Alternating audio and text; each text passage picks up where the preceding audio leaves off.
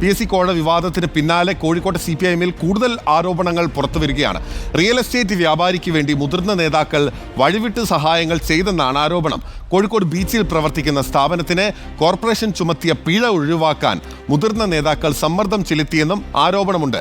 ഇതിൽ പ്രതിഷേധിച്ച് പാർട്ടി നേതൃത്വത്തിന്റെ സമ്മർദ്ദത്തിൽ വഴങ്ങാത്ത കോഴിക്കോട് നഗരസഭാ ഭരണസമിതിയിലെ പ്രധാനി 2 തവണയാണ് രാജിക്കൊരുങ്ങിയത്. കോഴിക്കോട് ജില്ലയിലെ തലമുതിർന്ന 2 CPIM നേതാക്കൾക്ക് നാദാപുരം സ്വദേശിയായ റിയൽ എസ്റ്റേറ്റ് വ്യാപാരിയുമായുള്ള അടുത്ത ബന്ധമാണ് പാർട്ടിക്കകത്ത് ചർച്ച. നാദാപുരം സ്വദേശിയുടെ പരസ്യ കമ്പനിക്കും ഹോട്ടലിനും വേണ്ടി നേതാക്കൾ വഴിവിട്ട സഹായങ്ങൾ നൽകിയെന്നും ആരോപണമുണ്ട്.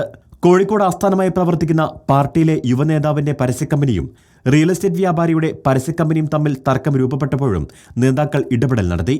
പിന്നാലെയാണ് ചേരിതിരിഞ്ഞുള്ള തർക്കം കോഴിക്കോട്ടെ പാർട്ടിക്കകത്ത് രൂക്ഷമായത്. റിയൽ എസ്റ്റേറ്റ് വ്യാപാരിയുടെ ഉടമസ്ഥതയിൽ കോഴിക്കോട് ബീച്ചിൽ പ്രവർത്തിക്കുന്ന ഹോട്ടലിന് കോർപ്പറേഷൻ പിഴ ഈടാക്കിയപ്പോഴും മുതിർന്ന നേതാക്കളുടെ ഇടപെടലുണ്ടായി.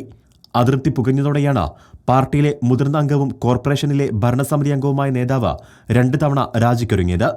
കഴിഞ്ഞ ലോക്സഭാ തെരഞ്ഞെടുപ്പിൽ കോഴിക്കോട്ടെ LDF സ്ഥാനാർത്ഥിക്ക് പ്രചരണ വാഹനം വിട്ടുനൽകിയതും ഇതേ വ്യാപാരി തന്നെയാണ്.